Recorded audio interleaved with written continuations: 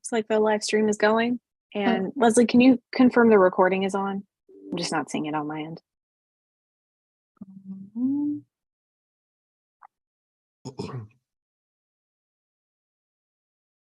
Okay, recording. Live stream is live. Right. And whenever you're ready, Leslie, you can open the webinar. Okay, and we are open. Okay.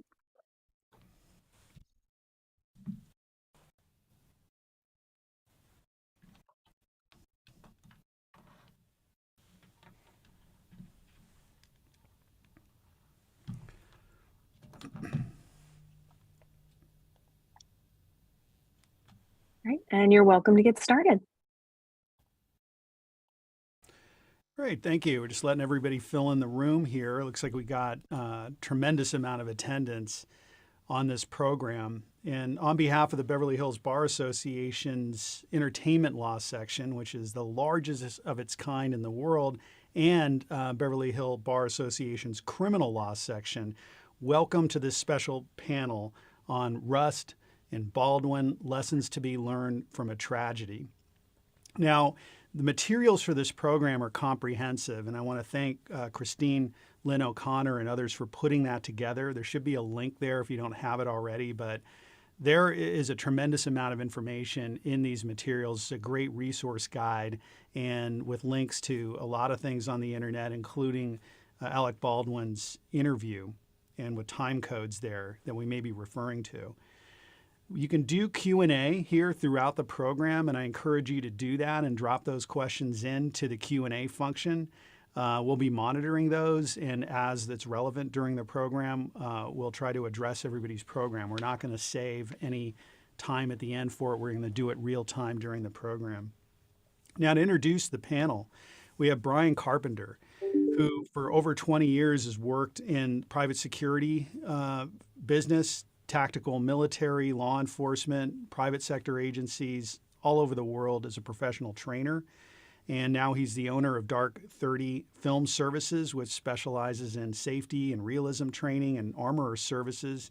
He's also at 13 South Productions, where he's producing films.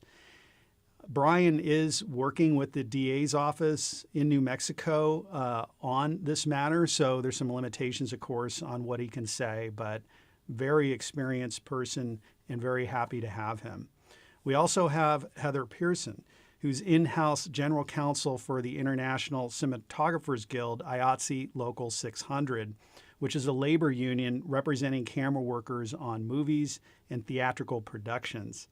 Previously, she was senior counsel at the Writers Guild of America West and had private law firm practice before that.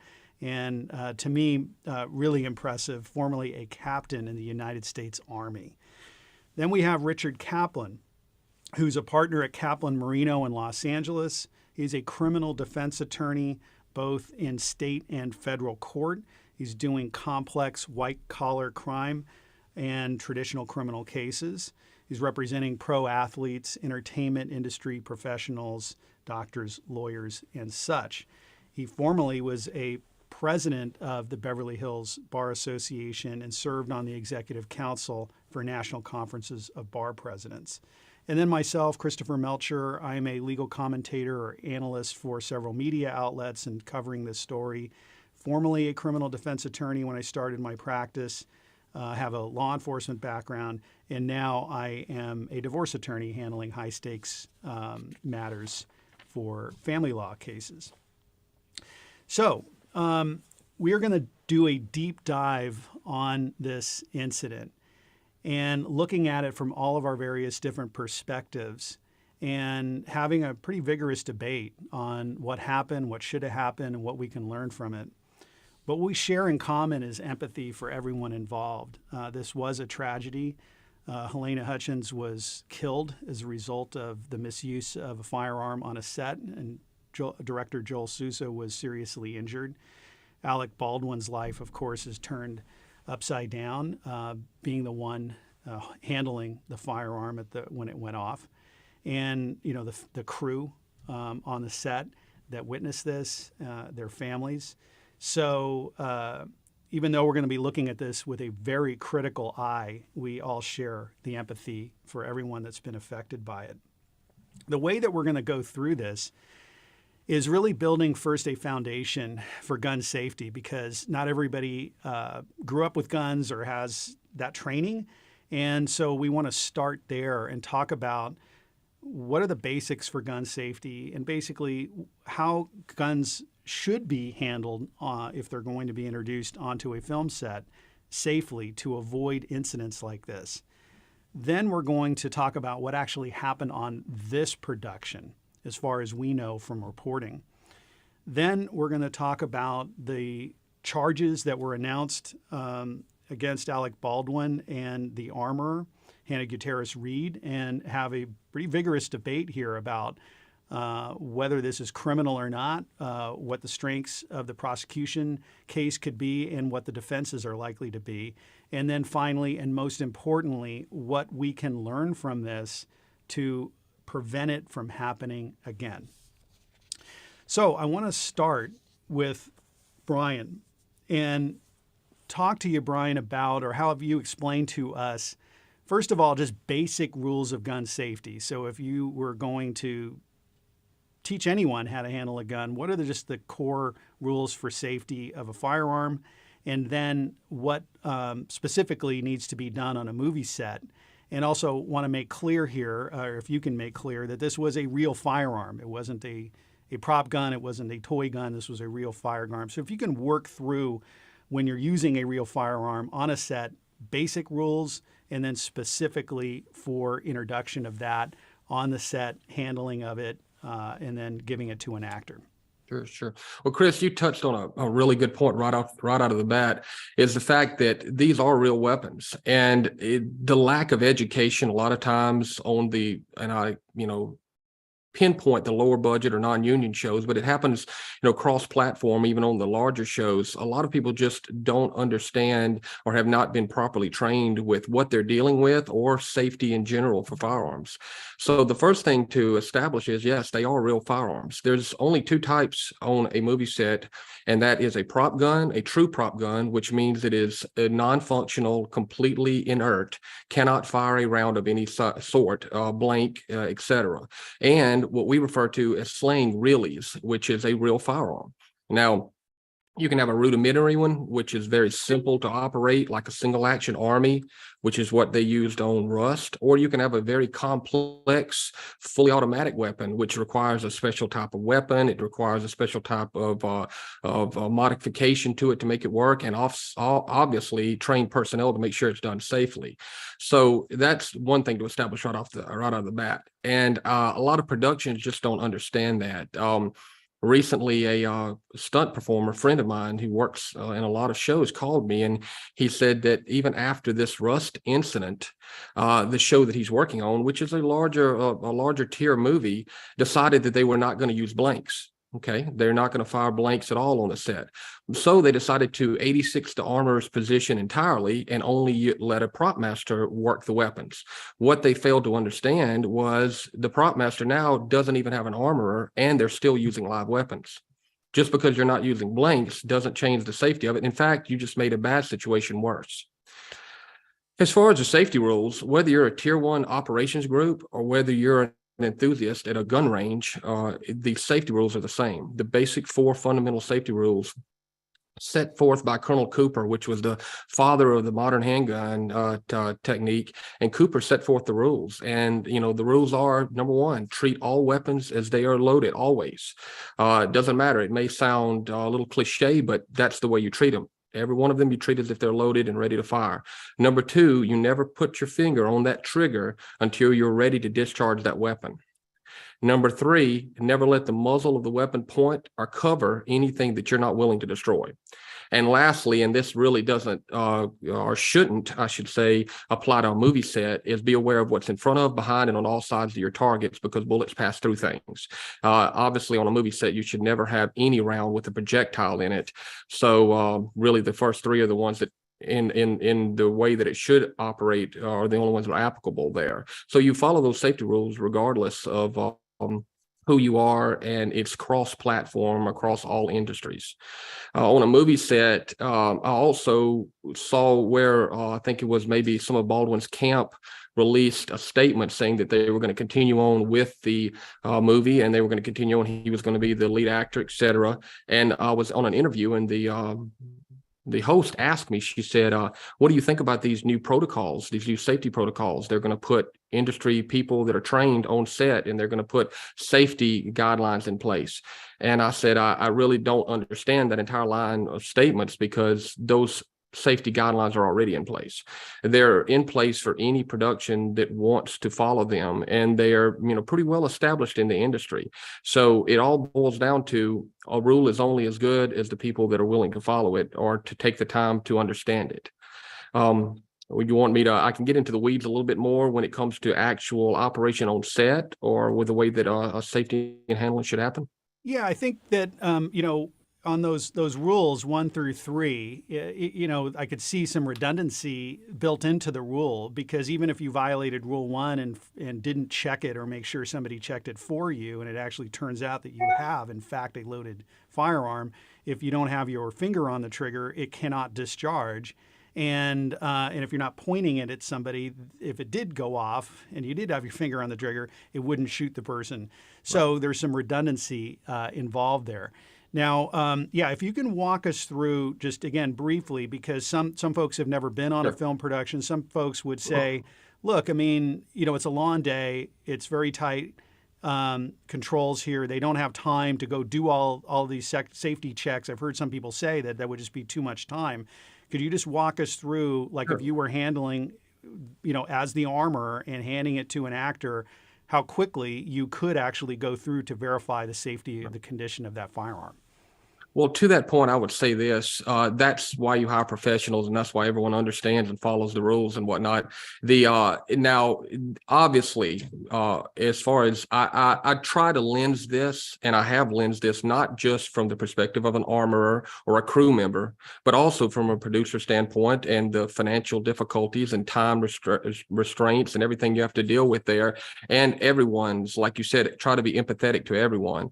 But no matter what, that's why all of these procedures are put in place. On a movie set, obviously it's different than if you're in the real world training scenario, and the safety in many ways is just as stringent, if not more, because there's more people checking. In other words, if you start your day out, first of all, you need to get these firearms from a reputable source. They need to come from a prop house that knows how to maintain them, that sends them through ATF channels to and from a trained prop master, somebody who understands firearms and safety and can control these things properly.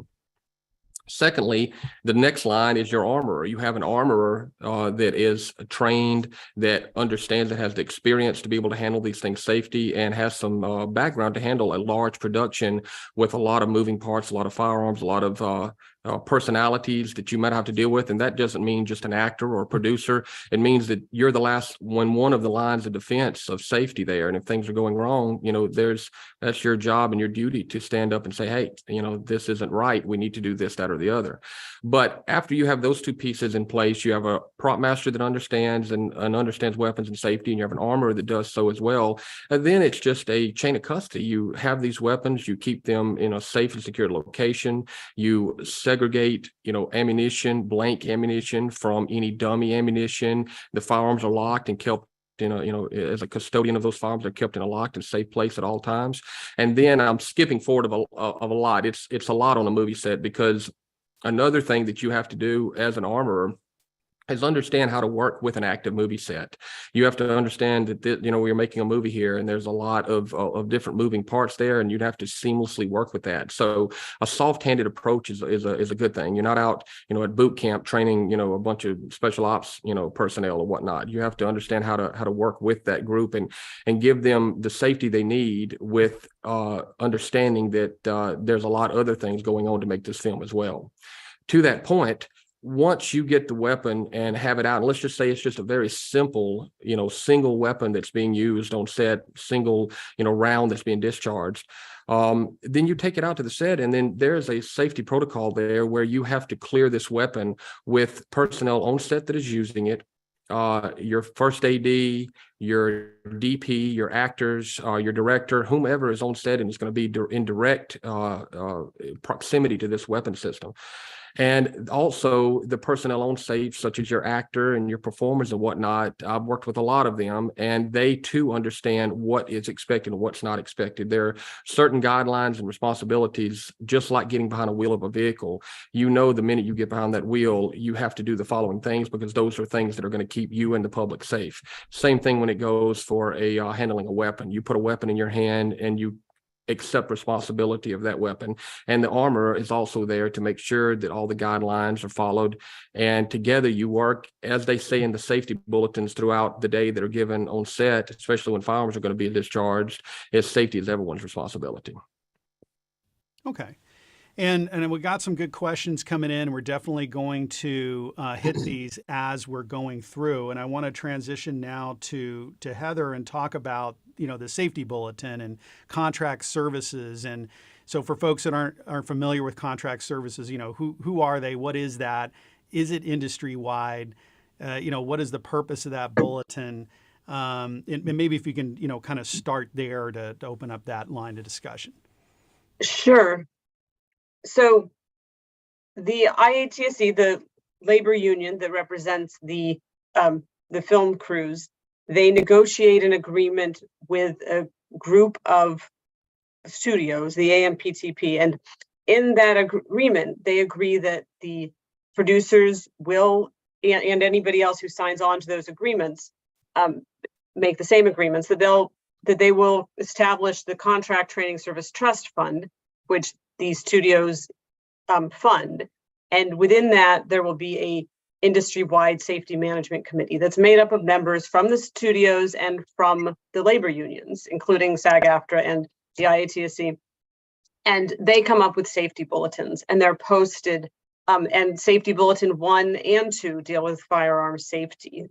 Priority is, you know, those are the two hottest safety issues that they put out. They put out these safety bulletins. They're not requirements. They are I believe they are industry standard. Most of the time, when there is a firearm on set, they're attached to the call sheet. But the studios, again, they choose to do this.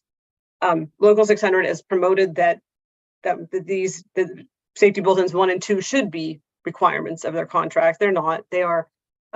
They're guidelines that most studios adhere to. I would say that they are industry standard. Our members know what they are. They expect to see, you know, the safety bulletin attached to the call sheet if there's firearms on set, and they expect the producers to be following those. And while Rust was a low budget project, it was under our low budget agreement. It was a union covered project that our members were working on. They had it, according to the State of New Mexico Environmental Department Occupation and Safety Bureau's investigation, they had adopted those standards. I don't know exactly how they had adopted the safety bulletin 1, but I assume it was on the back of the call sheet, and that people were aware of it, but that same investigation found that it was not followed.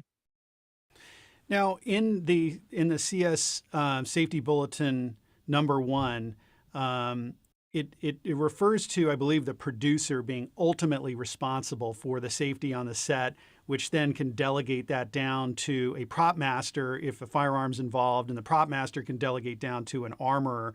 Alec has a producer credit on this film. And, you know, so is that like a real producer, or is that just in name only? You know, how do you see that fitting into this story? So I don't know. Of course, I don't know the inner workings of how the company was created. I have read that report from the state of New Mexico. They stated that there was an on-set producer who was in charge that day, and they did not charge. He was not charged. That individual was not, or I guess nobody's been charged, is what Richard's going to remind us that. But I haven't heard anything about charges against that producer who was overall responsible. But all of our collective bargaining agreements, the low budget agreement and our basic agreement, all of them say the employer is responsible for safety. And that is, that has to be where it starts and ends. And what is, if he's the employer, I think that's, that's part of responsibility. I don't believe that's what the charges that were announced are about. I don't think they talk about his production responsibility. I know that I saw the complaint that was filed by the family of Halyna Hutchins. I saw the complaint that they filed, and they named everyone under the sun. It was a big caption on that complaint. And I think that that's, the company is responsible, and it's hard, these single project companies. So are holding Richard, them accountable. Whoever's responsible, there has to be a responsible party, obviously, who's the employer.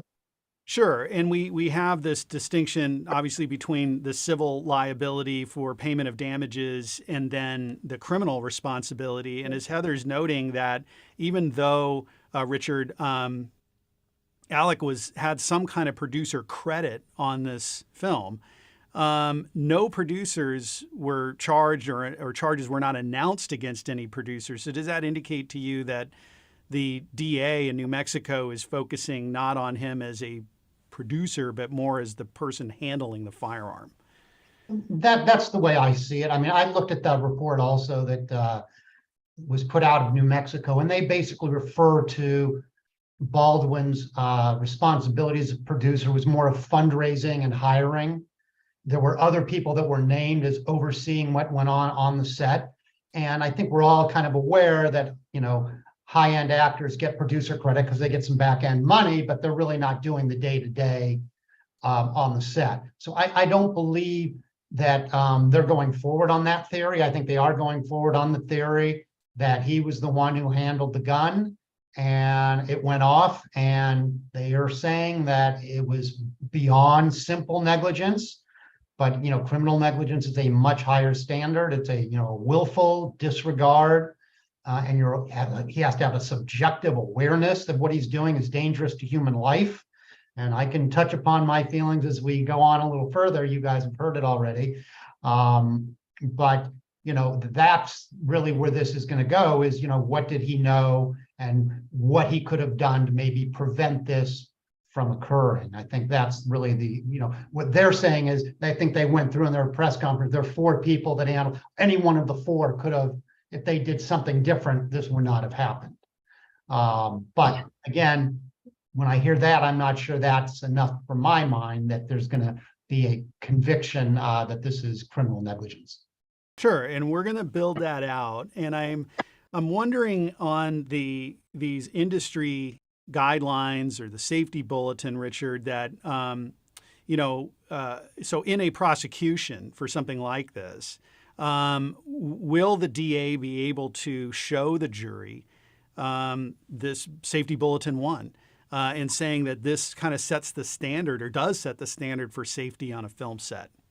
I believe it will. I believe they will. I mean, there may be some litigation over it, but I think especially if it was adopted, as it's been mentioned, when this on this particular production, they adopted these rules, then I believe, yes, the DA is going to be able to put that in. And also they're going to put in expert testimony, maybe Bryan, who's going to talk about what should have happened and how things, are different and the expectation, because it's really going to come down to this, what subjectively should have Alec Baldwin and Ms. Hutchins, the armor, what were their responsibilities?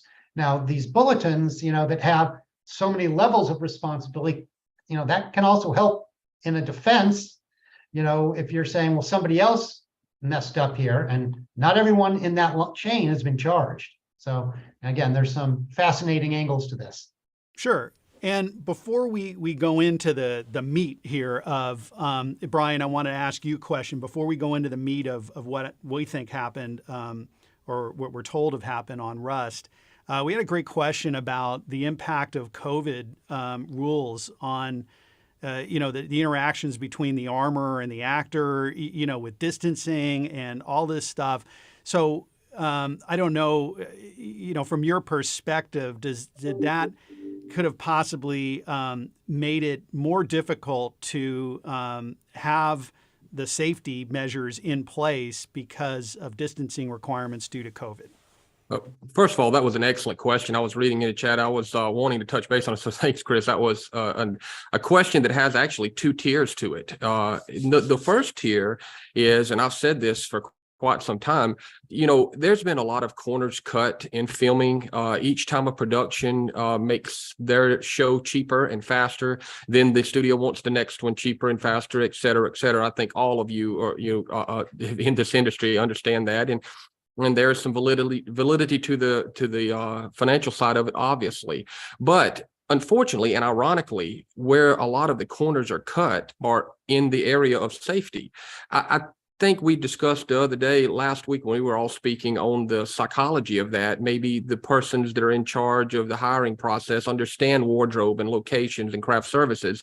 Maybe they don't understand firearm safety and what it takes to interact in that, and what, stunts, special effects, et cetera. So a lot of the times you would dismiss what you don't understand, and those areas that are actually the three places that someone can actually lose their life if they're not done properly on a set, are actually the corners are cut there. So you're hiring prop masters that are unskilled, and then hiring an armorer and saying, well, if you want this job as an armorer here, you're also going to have to work as a props person as well. And then when the props department, which always gets behind on every show, when the props department gets behind because they're overwhelmed, then it's like, why aren't you helping props more? Now your safety starts degrading over where you were supposed to be, and it's either that or you lose your job entirely.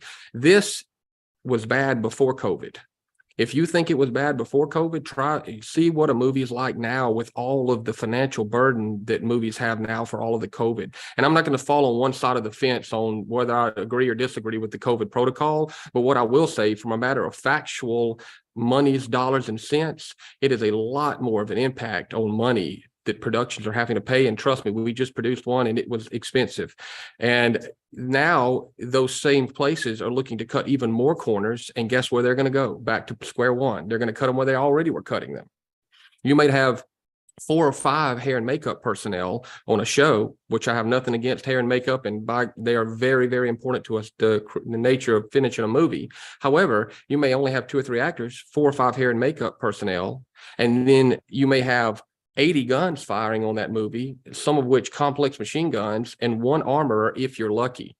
So yeah, there's a lot of corners cut there, and it is an impact for COVID just on the dollars and cents. And then lastly, when it comes to directly to your question about whether COVID affects the amount of people on a set, yes, I mean, there's a limitation to area and square footage and all of these things. The union regs I've read many, many times, and the complexity of them and what they expect. However, I will say this: if you've got a set, and let's say hypothetically here, not to speak on any specific things, but hypothetically, there's, let's say, between 14 and 16 people you can put inside of the square foot of one area that you're filming in, and every single person in that room, whether it's lighting, grip, hair and makeup, wardrobe, everybody in there is present except for the one person that's involved and directly responsible, along with the people present as well, for safety, and they're omitted. So yeah, it can work against you, but you have to manage properly and get the right people in the right room. So Heather, I want to transition to you on this, because like particularly with Rust, it's a church scene. It seems like a very small building. You have a lot of people who need to be in there to make that scene happen. Do you think that there's industry rules that were in effect due to COVID that might have limited safety, or is this something that's surmountable?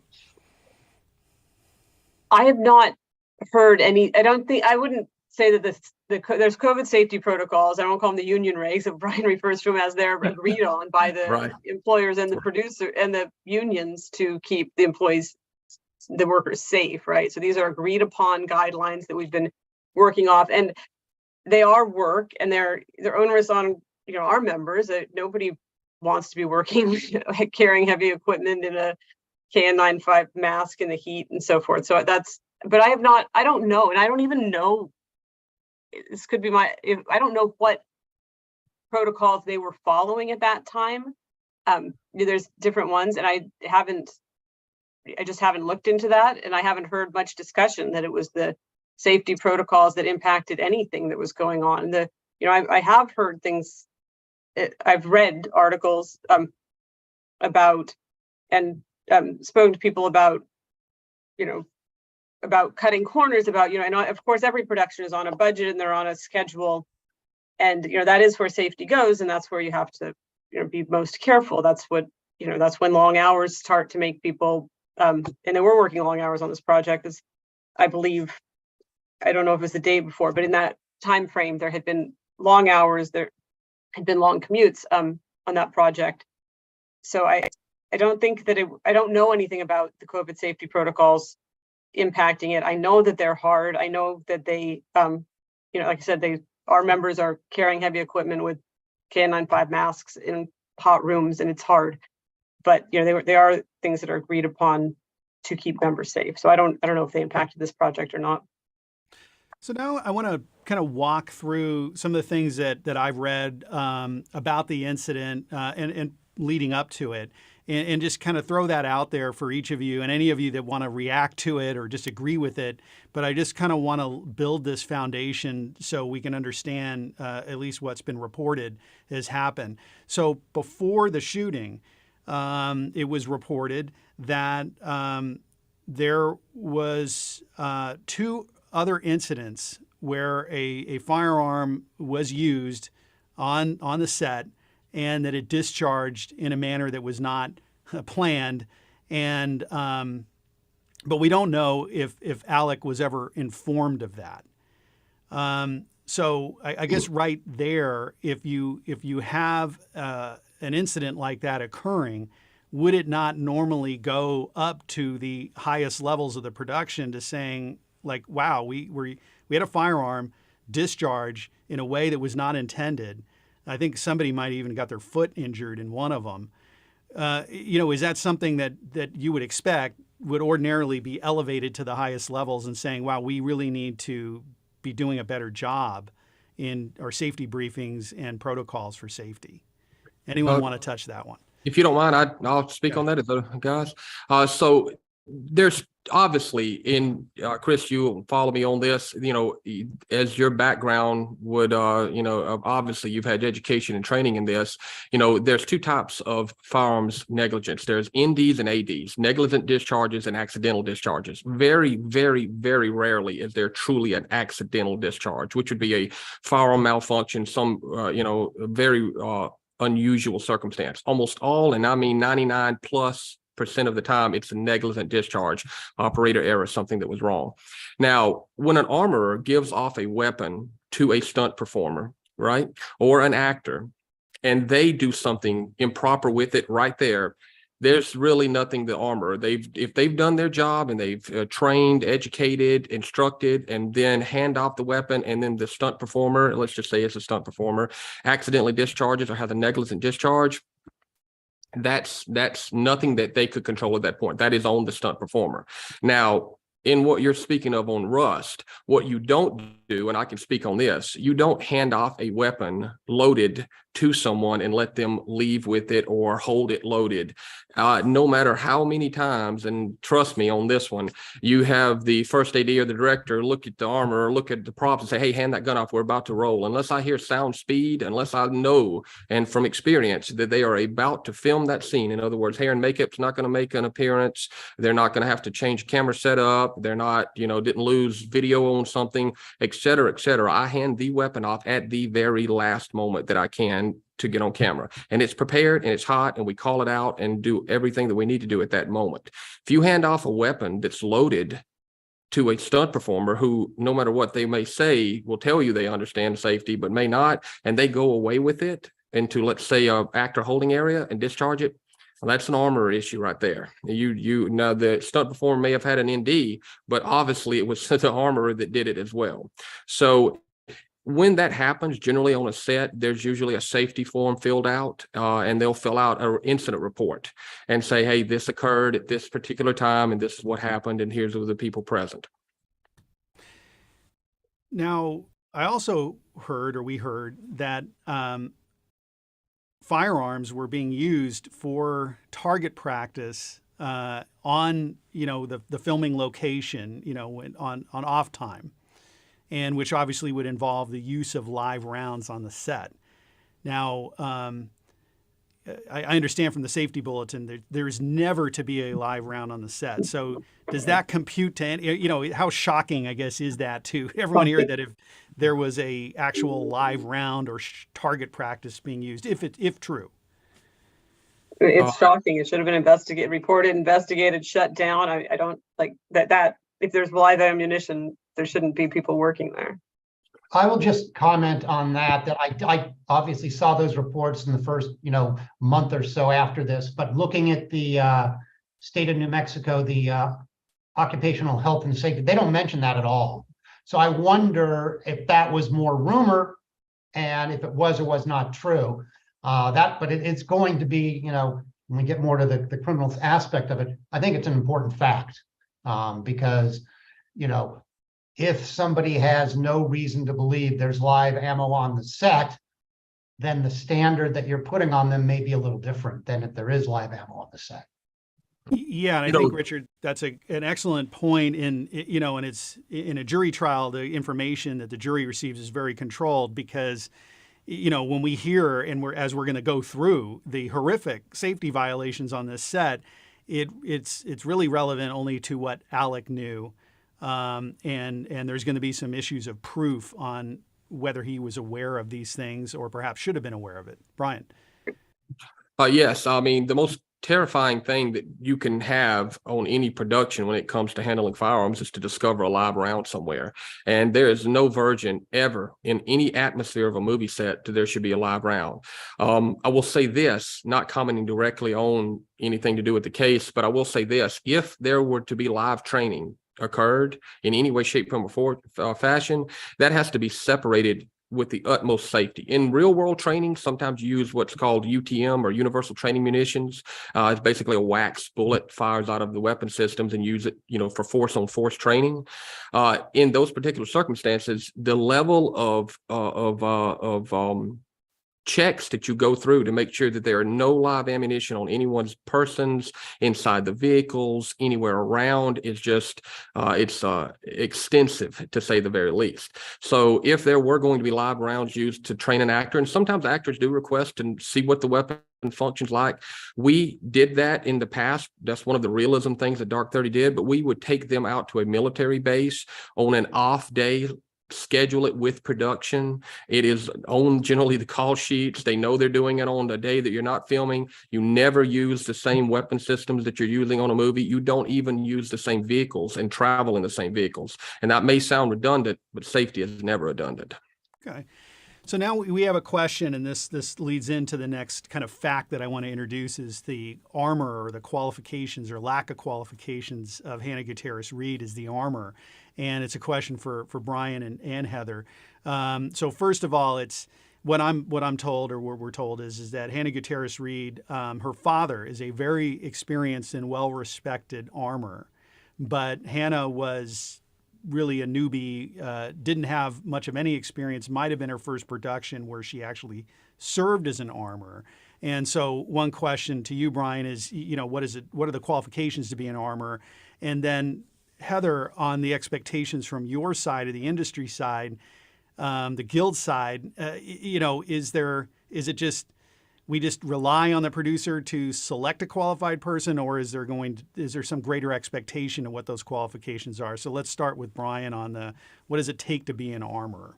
Well, I'd back up one step in that chain, and the one step that I would back up to is the prop master. Generally, the prop master, aside from one show that I worked on where I had my own department, I worked with and under a prop master as an armorer. And a prop master generally gets their firearms from a prop house. Now, the prop house handles the firearms and has an ATF license to do so. Well, the prop house gets their rentals from the prop master generally. That's how they make their money. So it's in the prop house's best interest to find prop masters that they can put on their ATF licensing. When they put those prop masters on their ATF license, then they can ship guns directly to them. And then from that point, the prop master then picks an armorer to handle those weapons, which sometimes is on the same license as well. So you see there's a motivation along that entire chain to give someone the ability to handle these things with or without the proper training, because it, at the end of the day, is a money issue. Now, to be an armorer professionally, and I hate to be the one to say this here, there are really no universal guidelines across the United States. A couple isolated regions have more guidelines and more things in place, but in the South down here in Louisiana, Mississippi, all over the area, Georgia, there are no hard, fast rules about what you need to be or what you need to have certification wise to be an armorer, which is one of the things that I have been an advocate for now going on years, which I've spoke to good friends in the union that agree with me. I've spoke to state level film commissioners. Mississippi has actually started to implement some safety regulations, but since they don't legislate, all they can do is give a recommendation. And since, like Heather said, these are just guidelines, you have to have something there enforcing the guidelines. So I would love to tell you that there is a series of training and certifications that are required to be an armorer and work on any set and be in charge of people's safety. Unfortunately, I can't. Okay. So and I think I don't know of any. There may be some that I'm not aware of, but I don't know that there are any requirements, that an employer has on what qualifications they have. I know it's hard as heck for a camera assistant to get work without lots of experience in the industry. So I would just expect those standards to be upheld by the employer also. I mean, when you hire professionals to make your movie, they only want professionals who are going to do it right on the first try. So I would expect the same standard, but I don't know if there is another one. Heather, that was an excellent point there. And that's exactly, imagine me coming into this industry, over a decade ago. And that's why we started Dark 30 initially, because one of my film clients said, hey, there's no one here really that has a background of safety to teach. And, imagine my shock. Like you said, you need to handle anything with a camera or lighting. There's tons of certifications and things that you need and experience, and you vet them out properly. There just isn't existing with one of the most dangerous things on a movie set. I recently had a line producer call me, and quick story, she wanted me to bid for a job. I did bid the job, and then they came back and her boss, the main producer, said they were going a different direction. And it was an individual out of Alabama. Once I called the union and I checked in on it, he had worked as a extra on 2 shows, and then the next thing you know, he was an armorer, and he was, and I quote, bringing his own guns from his house to do the show, and his price was cheap enough that they hired him. And it's just a miracle no one got harmed on that set, because there was no one in the hiring process that understood what this shouldn't have happened, and no one there to stop or oversee the fact that it did happen. So Heather, any knowledge that you have of the industry trying to tighten up some of this because of the inherent danger involved of using a firearm on a set, for the industry to be having some requirements for the armorer or prop master on set? Our union has advocated for legislation that would require an on-set safety supervisor, an independent, not hired directly by the company, which is something that they have, I believe, in Australia and New Zealand. We proposed legislation that nothing's been passed at this time, but it's something we've advocated. I'm not aware, again, we've also advocated for, this happened after our last negotiations, but we've advocated for safety bulletins 1 and 2 to be required, right? So that they would be requirements for productions. And we put out a whole host of other requests, but nothing, I don't know of any requirements that have gone into place since then. So I want to comment just on the union issue, on kind of a different side of it, and that SAG came out when these charges were announced and really said, you can't hold the actor liable. This is not an actor issue. So there are competing sides here. And, SAG took a very strong position, like you can't, our actors are the last one to get this weapon, and you can't hold them to a higher standard. Right, and I won't say, I don't think I'm competing with that. Their statement was very interesting, in their point being it's the employer's responsibility and a qualified armor. And they suggested they didn't have that there. I don't remember the exact words of that statement, but the actor's there to act and people are there to do the job they're hired to do. And I know that they said the employer, and I believe the armorer, they need a professional armorer, and which is implying they did not have one. Well, and I was reading one of the chat, Edwin asked that same question you guys are touching on right now. And, on the converse side of that, there is a point to say that if someone takes a dangerous weapon in their hand, if they hold a firearm in their hand, they're responsible enough, or should be responsible enough, to know what you can and cannot do with that. And I think a good analogy of that would be, I said, each state has highway patrol, and they're in charge of enforcing the rules of the road, and they're there to make sure that, they're not broken. But that doesn't mean you can get behind the wheel of a car and drive 100 miles an hour and run stop signs. You know what you can and cannot do behind that wheel of that car, and you have to take safety as a paramount concern. You can't say, well, I'm going to drive 150 miles an hour because there's no highway patrolman here, or the highway patrolman, isn't anywhere to be found. You have to take responsibility, and there is responsibility to be had there, especially in a particular circumstance where you have an actor who has, by his own admission, said that he was an expert, very well trained and knowledgeable of what should and should not happen with a firearm on set, and who should be handling that firearm, etc. So just as a converse side of that coin, there is that responsibility. I want to introduce. And that's not discounting the producer side of that. Richard? Yeah. Okay. Yeah. No. It's interesting. I'm looking at one of the questions here also, and you're saying what Alec Baldwin knew or didn't know.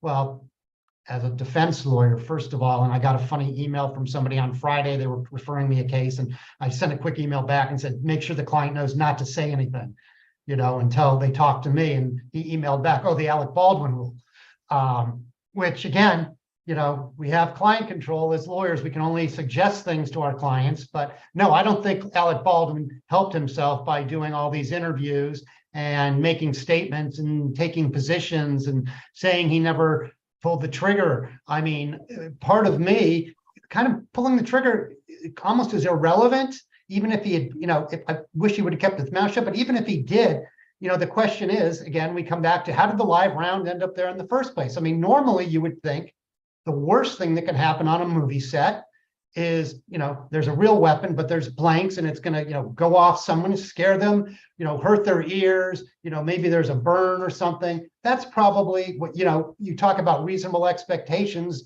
of a shooting on a moving set.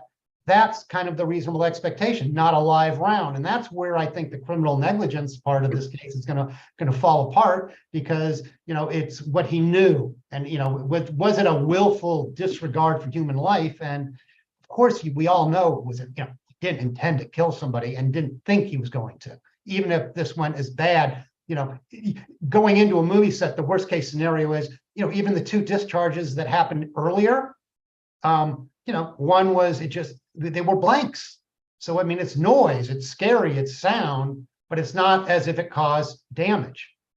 And I understand Bryan's position, and Chris, you've been around guns long enough.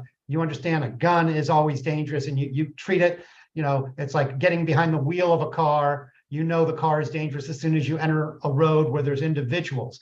But a gun, kids all play with toy guns, and they have cap guns, and they make noise, and it's awful that they point it and they play, and that's all fine. Well, that's kind of what a movie set in a lot of people's mind is. It's all kind of make believe, and no one really thinks there's going to be a live round. And how you make that leap, I think you have to make that leap to really get criminal liability on Baldwin.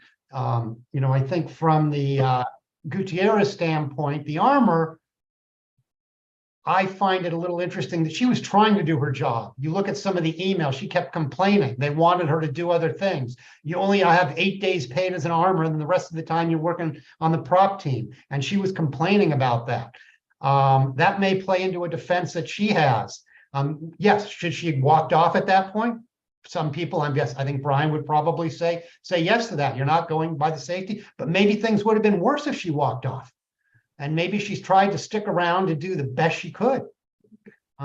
So again, we can think about defenses for all these cases. I mean, I would expect these are going to be separate trials, because if I'm on, Gutierrez's team, but we know Baldwin's going to blame everybody else. Everyone who touched that weapon prior to him getting it, including her. So, there may be a conflict. And of course, the prosecution wants everybody there just throwing mud. But I think you're going to see two separate trials if she even goes. I mean, again, we talked earlier when the group talked. I've not seen a case in 35 years where a prosecutor comes and announces, I'm going to file charges. That was on the 19th. Apparently, they're going to file them tomorrow. Someone was telling me earlier today, but they haven't filed charges yet. Just to say I'm about to file charges, that's weird. And when you announce it, and in part of your announcement is even A-list actors are not safe, it kind of seems like you're targeting somebody. And then you have a special prosecutor who's a former prosecutor, got wonderful credentials as a prosecutor, but now she's a legislator and looking at her Facebook, and I looked at some of her social media, she's right-wing, she's a Republican. These are the people who hate Alec Baldwin, who used to go on SNL and do all the Trump, imitations. And, so all of a sudden now, there's a appearance of a bias, and why they just couldn't have used a career prosecutor. You had to bring somebody special in that appears to have a bias. I have a lot of questions. So, I'll stop right here. And those are all great questions. Now, I want to introduce another kind of fact here, as building this up. We have the first assistant director, David Halls, who, and I understand from the chain of command, custody of this firearm, it would go from the prop house to the prop master, if there's an armor, to the armor, and then to the hand of the actor. It would never go, Bryan, to a first assistant director. That's correct? Or? That is correct. And it's funny. I've worked with some really, the first assistant director is a heart and soul of keeping a movie set running. And, they're a very important position. And I was just recently working with a very good prop master. It was a young, first assistant director, first AD. It was a younger gentleman, but boy, was he good at his job. And it was funny because we were doing this big scene with a bunch of Marines at a base camp. And one of the individual people on the set, I don't know who it was, one of the producers, I'm not exactly sure who they were exactly, but they came up and they were telling everybody to speed up, go faster, go faster, go faster. And which isn't uncommon. I'm not throwing shade there. It's just normal. We were trying to get through the day. And they asked the first assistant director to help assist me and my crew, my staff, to get all of these 20 plus M16s ready to go, which was a lot, right? And the first thing that he did is he turned around, he goes, oh, absolutely not. He said, I do not handle firearms. I do not put my weapons on firearms. That is the armor and his crew's job. He tells, or they tell, she tells, whomever tells me when and what, if these guns are safe. And then I make sure that we pass that along to the crew. That's a good first AD. That's someone that understands their job. And it's not the fact that you're trying to step on a toe or step on people's toes. It's nothing to do with that. It's the fact that if you start interjecting people in the middle of a chain of safety, then the chain starts breaking down. You need to know exactly, as we said, chain of custody, to whom it went and where it's going, and make sure that everybody in that line checks and make sure it's safe, including the first AD. And now, I'm just going to mention the first AD, sticking with him for a moment. He's entered a plea here. And he entered a plea to a negligent discharge of a firearm. It looks like he's got a 6-month suspended sentence, so it's no time and he gets probation. And I just kind of bring that up for people enter pleas for a lot of different reasons, not always because they're guilty. This is an expensive process. We don't know who, Alec Baldwin can afford his defense. He's going to have the best defense. He's got wonderful lawyers. You should listen to him, and I think he's going to be fine.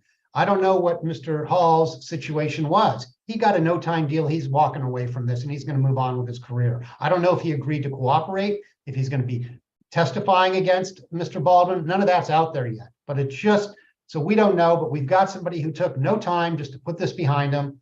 And so let's just see where that plays out. Yeah. Now, I want to build out what happened, at least what's been reported, is that Hannah Gutierrez apparently the gun was stored in a vehicle, I think, in a locked container by the prop master, I think, then somehow gets into the hands of Hannah Gutierrez Reed, the armorer. It gets put on a cart where there is a box of what are supposed to be dummy rounds in there. That cart gets brought into the church. Hannah Gutierrez Reed says she's called out of the church because she's also doing other unrelated services on this set. And so now we have, number one, an unattended firearm, at least not one that's attended by the prop master or the armorer, on a cart. And the first assistant director, David Halls, who should have never touched the weapon at all, picks it up. And I believe he says he checked it to see if it was safe, and at some point, and then hands it to Alec Baldwin, yells "cold gun," gives it to Alec Baldwin. So stopping right there, again, we've already established David Hall should have never touched the weapon. If he in fact checked it for safety, he would have seen that it was real live cartridges in there and not dummy rounds that are easily distinguishable. And then we've also we're told that Hannah Gutierrez Reed's not even in the church, not even in the room when this happens. So I guess the question here for Alec Baldwin on his defense is, like, was he aware, because he's proclaimed to have used firearms so much on the set over his very long career, to know that David Halls was unqualified to determine whether it was safe or not? And did Alec Baldwin knew that that the first AD should have never even handled that weapon? I mean, these are unknowns, I guess, that are going to be coming out. But I mean, we've introduced now a player in here who kind of cowboyed the thing and just grabs it and says, "I declare it safe," and hands it to somebody else. And tells Alec Baldwin it's safe. Yeah, that's right. Now, so we get into now, do you ever accept somebody's word that it's safe? In my view, never. And you talked about, like, I have a toy gun here. Like, to me, I mean, obviously, I kind of think this is not going to fire. But I mean, it's ingrained in me that I would never point this. I just don't point this at somebody, and it just ingrained in me. But that's my bias. Well, but this was not a little toy gun. This was a real firearm. And so when do we, just out of common sense, so forgetting about being an actor, forgetting about relying on other people or whatever so-called professionals, just out of our common sense, when do we say, like, hey, I'm not going to take your word for it that it is safe? Would Alec Baldwin have pointed that at one of his children and pulled the trigger on reliance on David Hall's word that it was safe? Would he have put it to his own head and pulled the trigger on reliance, or say, hey, actually, I want to check that first? Because it was not opened up. And again, and the question to Bryan, how long would it have taken to demonstrate, physically and visually demonstrate to Alec Baldwin by the armorer or any qualified person that this was safe? A bunch of good points that you just made. Well, number one, I want to point out is what you're talking about is mitigation. Human error happens, things happen, but if you follow safety rules, those 4 safety rules are meant to mitigate damage if you make a mistake. In other words, you accidentally let a weapon go off and you're not pointing it in an unsafe direction, you have mitigated the amount of damage that weapon will do and that round will do. So those are what's important. And like you said, they're ingrained in anyone that understands or says they understand firearm safety. How long would it have taken? Seconds. In other words, if anything changes ever, if I walk out on a movie set and let's just say, let's fast forward the button, and I've cleared everything and everyone's good to go, and I hand the weapon off and I'm standing there watching the entire scene unfold, right? And nothing changes and everyone's standing there. They can continue on and filming it as many times as they want to unless things change. If anything changes, in other words, they cut, I immediately take possession of it back, or the wants to get it back me, or it gets moved, or they move room. Everything means let's start all over again. Again, you can't be too redundant with safety. So to check it, it would be so simple as to, on that type of weapon, to open the cylinder, you would dump the rounds out, and assuming that they were supposed to be dummy rounds in that weapon. In other words, rounds that appear to be live but are not, okay, for close camera work.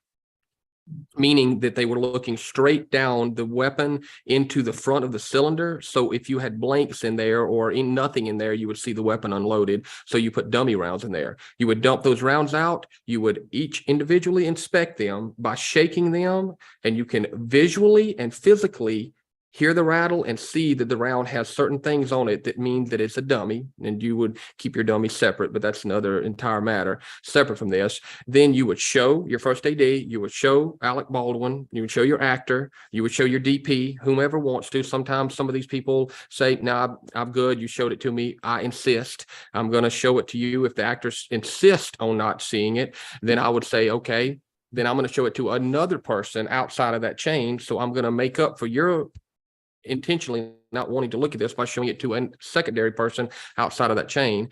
And then I'm going to continue to educate and force that safety on that situation in that scenario right there. 15 seconds is what it takes to show clear down the muzzle and the rounds are good. And I got to think there'll be testimony about, maybe armorers or prop masters on other sets where Alec Baldwin had handled a firearm into saying, yes, we did that every time. All right. And then compare here where it wasn't done. Well, I mean, and again, we just recently did a show with the two very well-known, very professional actors, and the older gentleman insisted that I check it 2 or 3 times and opened it up and wanted me to repetitively show it. And then the younger actor took the weapon, looked at it, opened it up himself, looked at it, cleared it, put it back together and said, okay, it's clear. And that's just basically common practice on a movie set for anybody that understands what's I also think that there's something to this. I mean, I agree with all of this. I've taken firearms training, and so Chris, I mean, I told you said I was in the military, so that's where so there's rules about things you would do with a weapon that Bryan stated, the very basic rules. Those resonate with me, and the things you said, Chris. But I think SAG-AFTRA's point that, look, the actor shows up, they're not trained on this. The production has this responsibility to have somebody professional come in and say, this is what we're going to do, and have that armorer who follows the protocols. So it's not, you're sort of putting it on the actor there. And I think that the production has to take the responsibility to do it right. And they, here it sounds like Hall admits he didn't do it right. I'm just going to add with using that Baldwin's been trained, he's used guns on so many sets. I mean, I think every one of those, the more time he's done that, the more times there's been no accidents, everything's been safe, everything's been done right. That kind of goes to what his expectations are. I expect people to be professional. I hired professionals. Somebody handed it to him, maybe not the person who normally does, but tells him it's a cold weapon. Again, are you going to get to the point where it's such a willful disregard that it's criminal negligence? It's going to be difficult. Well, to that point, I would say this: if you have worked on all of those movie sets and like I said, again, say that you're very familiar with the weapons and handling, and you see a series of events, they already lost their camera crew, right? And they're already operating on a skeleton crew. There's been a host of safety issues. And again, not getting into the particulars, but trust me, it was more than one thing. It was a host of just repetitive domino effect of safety issues. And then at some point in time, you get to a moment that you say to yourself, I know this isn't being done right. I know this is unsafe, and I know this isn't going right. So I have a choice at this point to either say, hey, let's tap the brakes, let's fix whatever problems are going on here, and let's not move on. Or you decide at that point to say, I don't want to spend any more money on an extra day of filming on this production, or I don't want to lose my job or my career, or I don't want this entire thing to cost me any more money out of my own pocket. And that, at that point, is where, in my opinion, it goes from a civil issue to a criminal negligent point. And there were and continue to be a lot of compounding problems that anyone that had anything more experienced than one movie under their belt would have known this is not going right, and this is definitely unsafe, and I should say, let's stop for a moment. But I just want to say that it is very hard for workers, especially on a film set, to speak up. After this incident, we've had lots of conversations with our members about concerted activity and when they're protected, when they take action for a safety issue. But it is hard. You are under pressure. You are trying to make, you have a budget, you have a timeline, and you're trying to get it done. And I think it's really hard to expect individuals to stop and say, hey, I think we have a safety issue here. I don't think we followed the rule. And so that's why it has to be done professionally from the top, because I think it's really hard to expect workers to, to stop what they're doing and say, hey, I think we should, get together and do some concerted activity so that we protect our jobs and we have a safer environment. It's really hard. Heather, And that I was think that's kind of where Gutierrez Reed fell into. I mean, with Baldwin, I think you're an actor. It's kind of like being an athlete. You're in the middle filming. He's in a mode. He's in character. He's, practicing his little pointing the weapon. I mean, he's doing that. He's rehearsing. I mean, he's working. Again, no expectation that this thing is going to go off. I think that we can take that side, but I think Gutierrez Reed, where did that line come where she should have, as you say, Bryan, stepped away? And that's a little bit harder. I mean, again, and I would say if she stepped away, maybe she felt, and again, she's young, doesn't mean she's not qualified, but she's certainly young and doesn't have the experience.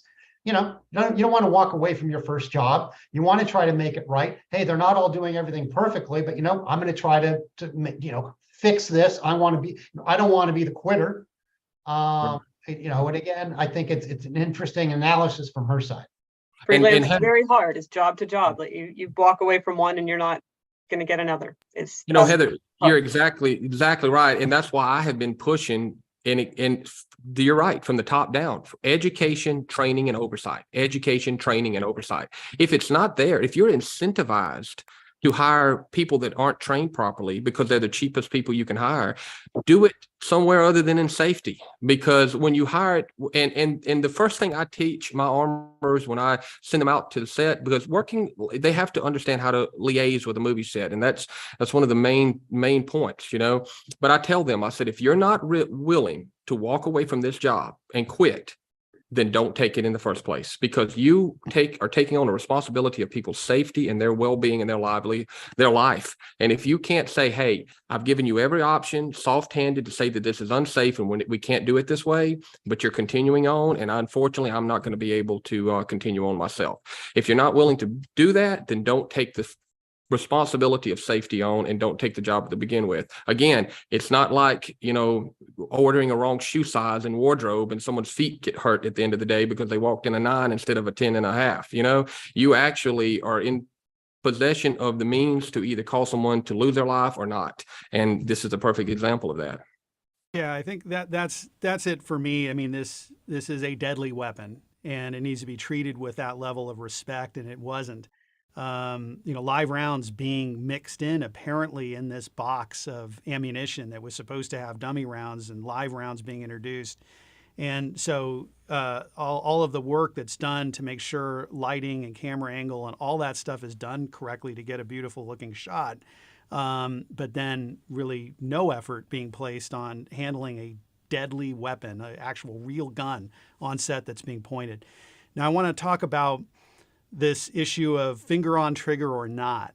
And in the Alec Baldwin interview, ABC interview, he denied having his finger on the trigger and said that he had cocked it. So, again, this is the toy, but, this firearm was the old Western style 45 long Colt, and on the back there's a hammer, and he says he had cocked that hammer, and there was never going to be a shot fired. He was just pointing the gun for this particular shot. So he drew it, he cocked it, and then he said it went off. Now, Bryan, with this particular type of gun, if you do not have your finger on the trigger, if you have it on the side, like he is apparently claiming it was, and you cock it and release it, just let the hammer fall, assuming the gun's not been modified or damaged, is it even possible, mechanically possible, for the firing pin to hit the primer and the gun to go off in that condition? Okay, so it being that type of weapon, which is an 1800s era gun, right? When you cock the hammer back, as you're cocking it back, it starts engaging these sears. And just imagine 2 gears, a mechanism, 2 teeth of a gear. When one gear engages, it clicks, and when another, it clicks. And basically, as those mechanisms engage each other, it prevents the hammer from falling forward. And in order to disengage that mechanism, you have to pull the trigger. Now, speaking for the health of the firearm, so to speak, the firearm was tested by the FBI lab, and they exhaustively tested that firearm. I have spoke with them. We've looked at all of this, and they not only did impact test on all sides, they checked the weapon, but they went through a lot of other singular weapons tests to make sure that it was in good operating condition, and it was in absolutely perfect operating condition. In fact, I even made the comment that considering how these guns get worn and used and whatnot, this was an exceptional example of one that was in good working condition. So the weapon wasn't malfunctioning, and it wasn't in bad condition as to cause it to malfunction. If you pull the hammer back just a touch, right, and then it falls forward with force, in other words, a cowboy wearing it in the Old West falls off of a horse and the hammer strikes a rock on the ground, is the only way that that weapon could discharge without having the trigger pulled. And that requires a massive amount of force. In other words, it can't be done just by barely pulling it back. And we're talking 2 or 3 centimeters pulling it back and letting it go. It's just not enough inertia to make it fire. You would need a brick to smash the hammer while holding it in the other hand. So we can move past that. As you're moving the hammer further back, which is what happened here, and you're cocking it, it then begins to engage those mechanisms. And without a trigger press, the mechanisms will not disengage. Yeah. So And that's going to be your key. question. No. Key for the prosecution to show the condition of the firearm. It had not been altered or damaged. Right. But again, what I'm seeing is a lot of times when people are handed a firearm or they're handling it, a lot of times their finger goes right into the trigger guard like I'm demonstrating. It's just because they just don't know better. They don't have the training to keep it on the side. So my suspicion is that's what's happened. I think in his interview, he was stating like, look, I would never put my finger on the trigger because the scene never called for firing it or simulating firing it. And it was almost as if he would have acted more carefully had he decided to put his finger on the trigger, which again makes no sense to me because you don't handle the firearm at all, unless it's you've checked it or somebody's checked it for you. It's not like there's a different level of safety required in my mind, whether you're going to put your finger on the trigger or not. Well, he also brought up the point, and I was asking in an interview about the fanning. When you're fanning a weapon, that's an old West movie way of firing it.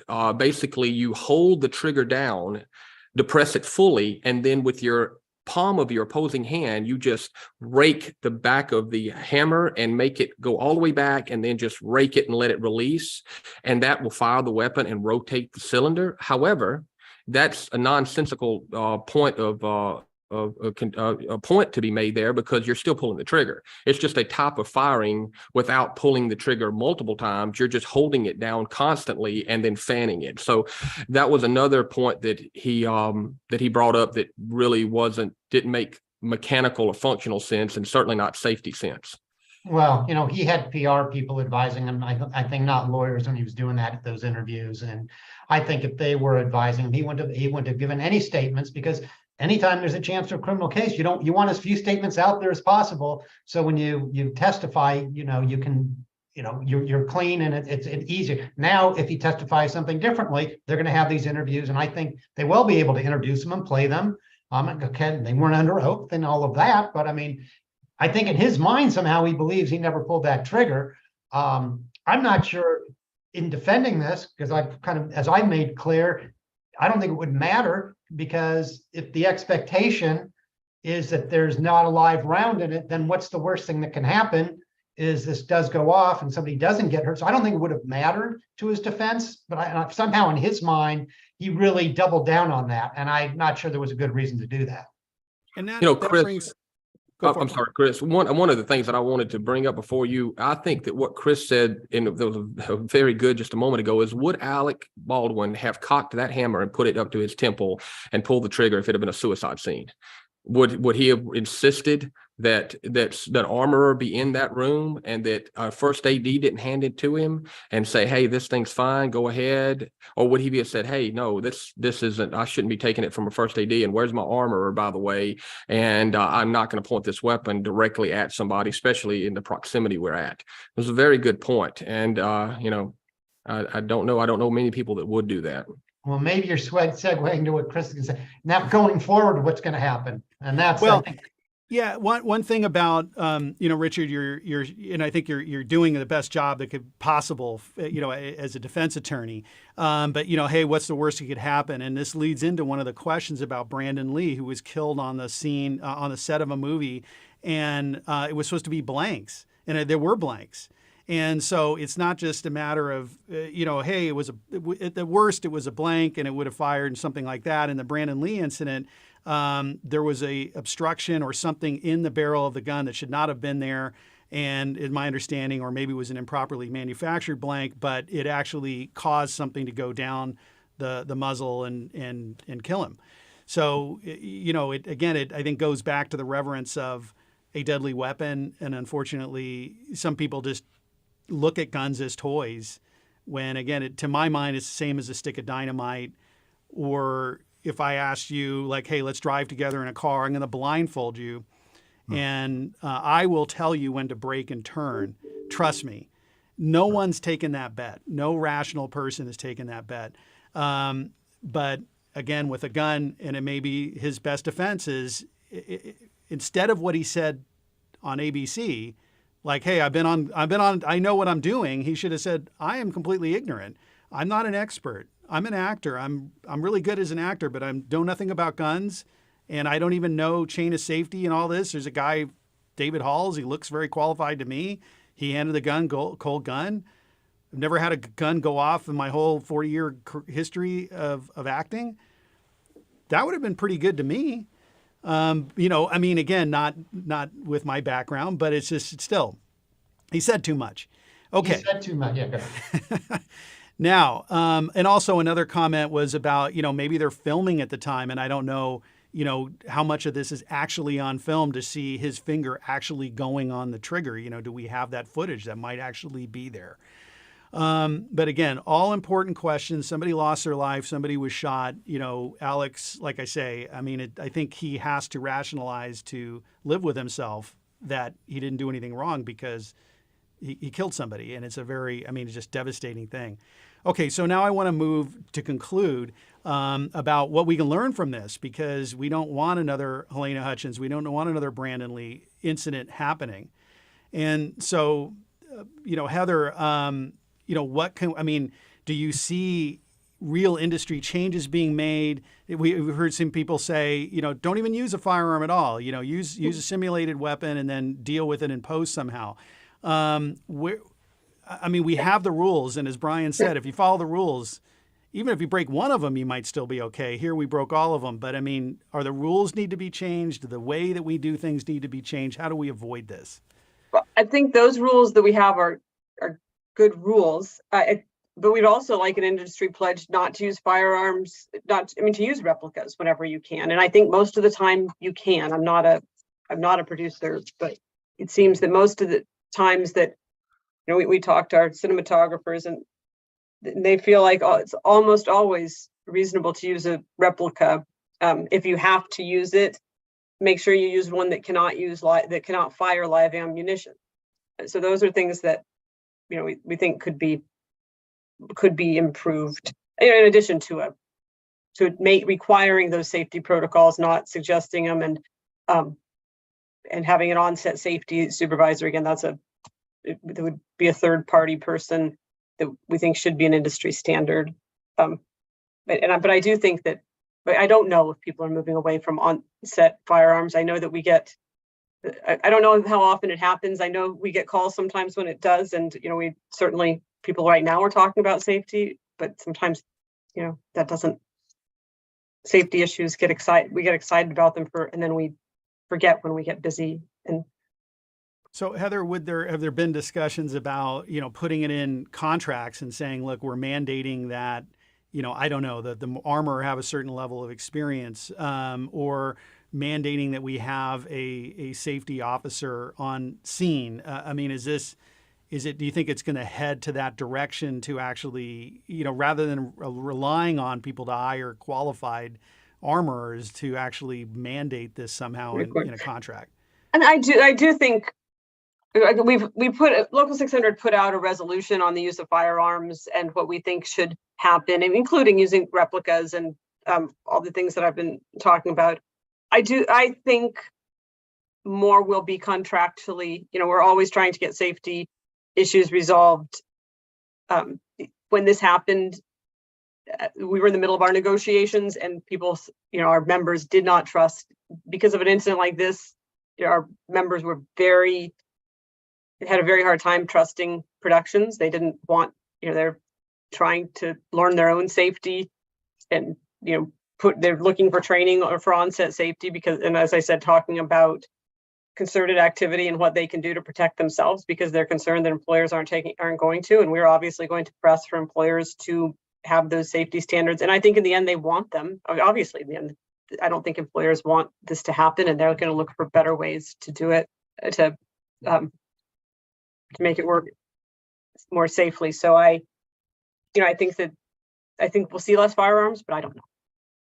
So I'm going to go to Bryan for his concluding remarks, and then I'll give Richard the last word. So Bryan, what are your takeaways from this? How can we do things better?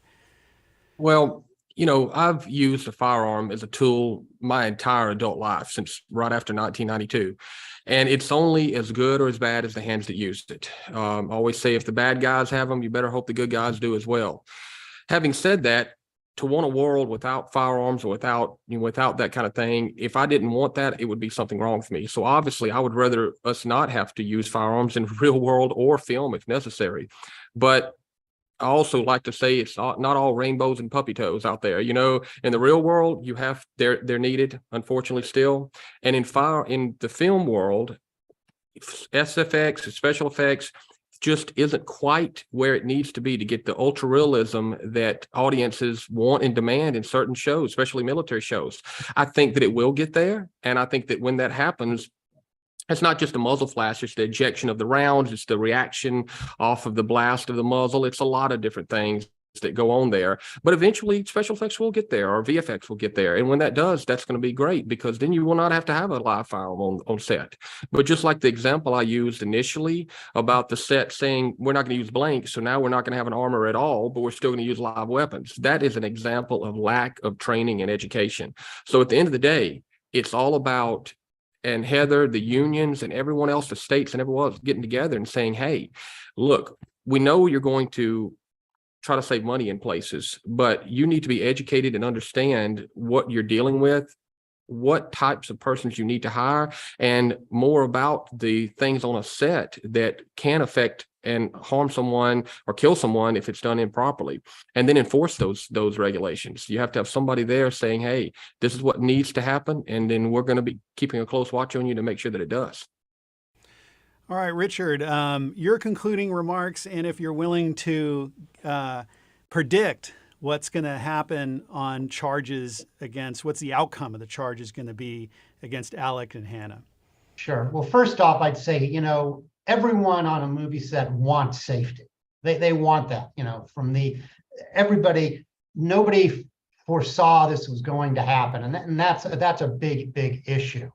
But here we're trying to determine who is criminally responsible. Civilly, there's already been settlements.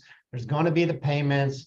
It's slam dunk, more or less, when something like this happens on a movie set. It's not a matter of liability anymore. It's just a matter of what are the appropriate damages. Everyone has a level of culpability in something like this. And so, Alec Baldwin, again, because he had multiple roles on this, certainly had a level of culpability, and that's why he settled his civil suit so quickly, because that was really a smart thing to do. What do I think is going to happen? Well, first, let's start with Ms. Gutierrez-Reed. I wouldn't be surprised if she did take some kind of a plea, especially if they offered her something where she's not going to get any custodial time. She might have to take some kind of felony with probation. Wouldn't shock me. I think there are defenses for her. Like I said, I think she made a lot of efforts to try to get things right. She was pulled out by other people who were her supervisors. Should she have left? We can all say that. But by not leaving, are we saying that is criminal? Is that such a bad thing? so willful and such a complete disregard by leaving that. She doesn't know what's going to happen. She leaves that weapon there. Now, again, we understand you leave a weapon unattended, what could happen, but is it rise to the level of willful disregard for human life to go and do another task? I'm not sure it does. So I think there is a defense there. I think with Baldwin, it is defensible at the end of the day. Despite his statements, they're going to cause him a little more trouble. He didn't believe there was a live round. He never really had any good reason to believe. Unless we hear a lot more stories and verification that there was a lot of live rounds and shooting going off on the set, that's going to be a different set of facts. I've not seen that verified. There were some accidents, both were with blanks. So I think at the end of the day, if I'm going to make a prediction, he's going to get acquitted. If he takes it all the way. And my prediction is that, yes, I agree on Hannah Gutierrez-Reed that she would accept some kind of plea bargain because she doesn't have the ability to pay for criminal defense attorneys as Alex does. But Alec, is facing 5-year mandatory sentence if he is convicted of the manslaughter with the firearm enhancement. So if he, totally lost, he's looking at 5 years. So my sense is he'll take some kind of plea along the lines that David Halls did with the negligent handling of a firearm, but we will see. I really appreciate everyone attending. I mean, this has been a huge amount of attendance on this. It's a super important issue. And again, I hope that we achieved our goal of giving a vigorous debate on this in a way that pays respect to Halyna and Joel and Alec and everyone else involved in this. You've been watching the Rust Baldwin Lessons from a Tragedy. This has been a production of Beverly Hills Bar Association's entertainment law and criminal law sections. If you're watching on YouTube, please go ahead and subscribe to BHBA. And if you want further information, go ahead and go to bhba.org. I'm Christopher Melcher. Thank you so much for joining us. Thank you, guys. Thank you.